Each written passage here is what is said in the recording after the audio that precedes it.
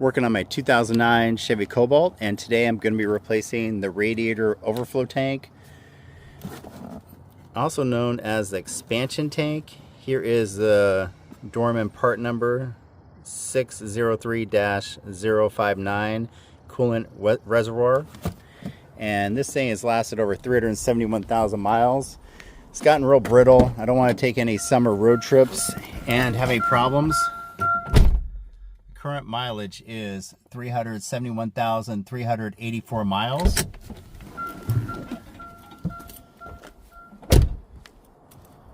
And with that many miles and being 16 years old, this is original to the car. It's definitely gotten brittle and it's hard to see the coolant level.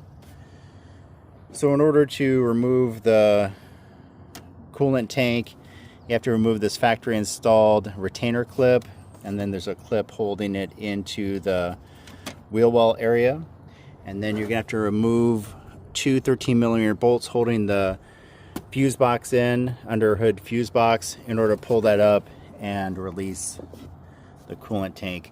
ZZP does make a really nice aluminum expansion tank. It's a little pricey. It's $200 and some, and they're out of stock right now, so I'm going to replace it with this until they get back into production of them, and then pick one of those up.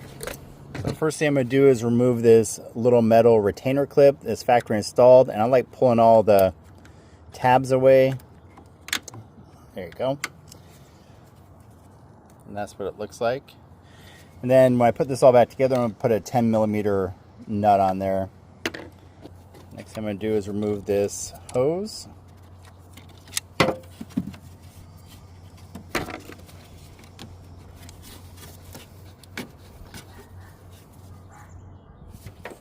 And as you can see, that's already starting to come apart a little bit. All right, next thing I'm going to do is remove the two 13mm bolts for the underhood fuse box.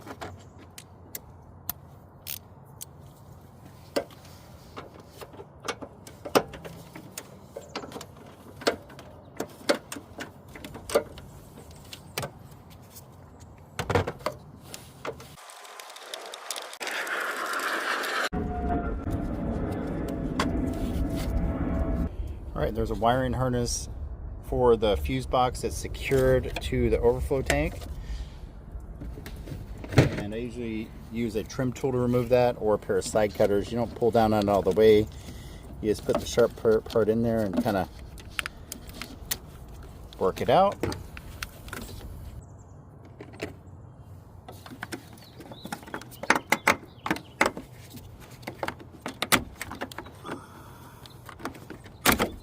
There we go. Just have to pull it back just enough to pull it out. There's this little clip holding it into the fender.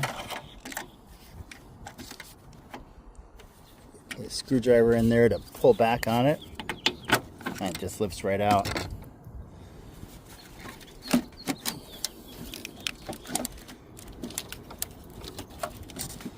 Now I got to remove this back hose clamp, which is going to be nearly impossible to film.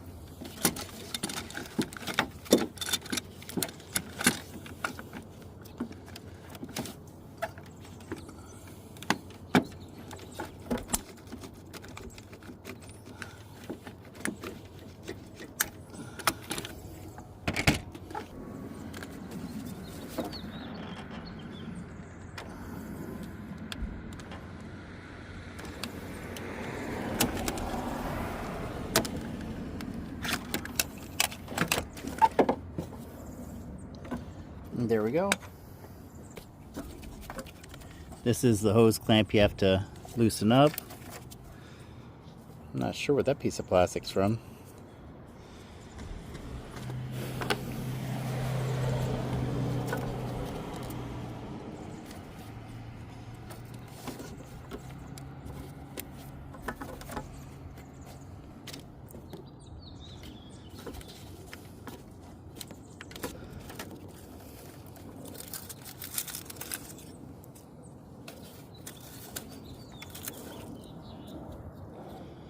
All right, now to slap the new one back in. This is a ground. I probably want to get back in here at some point and check check all those wires. All right, time to get the nice new one in.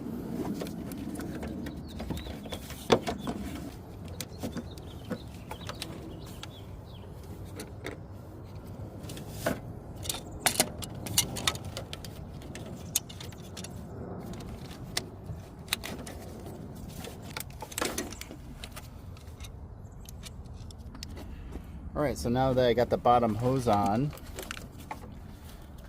I'm going to put the top part of the overflow tank on that tab, and then the bottom part. So let me pick this back up, set it on the stud with the overflow tank on there. Make sure I line up the bottom one. Reinstall the two 13mm bolts.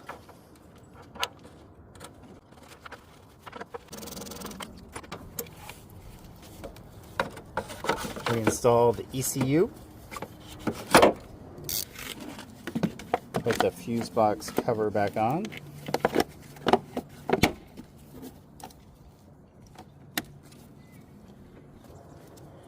Now I'm going to use a 10mm bolt to replace the factory disposable retainer.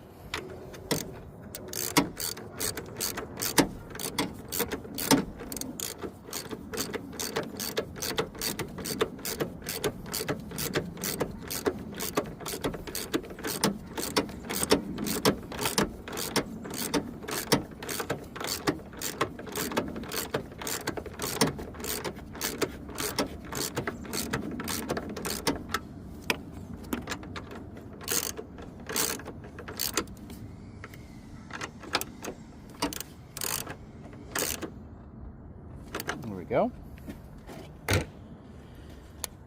Hook up the wiring harness, zip tie, Christmas tree thing, and then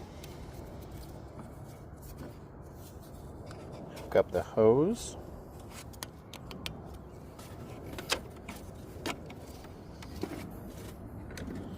I really should go through and replace all these hoses.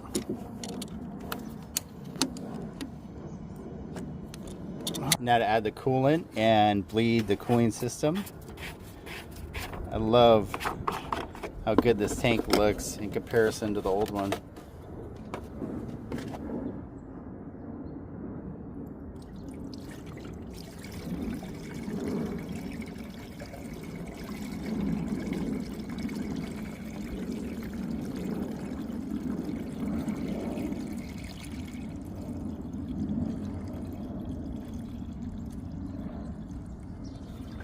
I'm using the Prestone GM vehicles. This is equivalent to the deck school.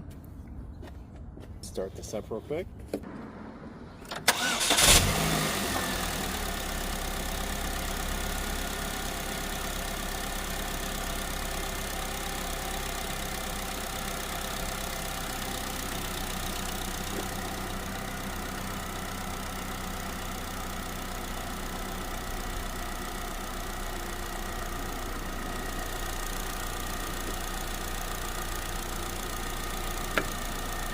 Alright, I overfilled it a little bit, but it'll bleed off.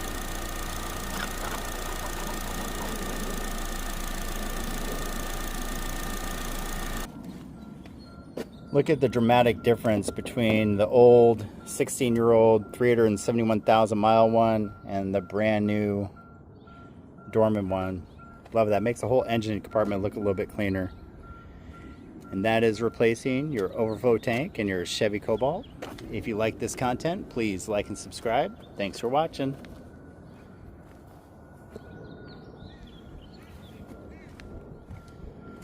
I definitely am looking forward to getting the ZZP one. I'll put a little picture of it in here, and it's going to make this whole area look a lot better.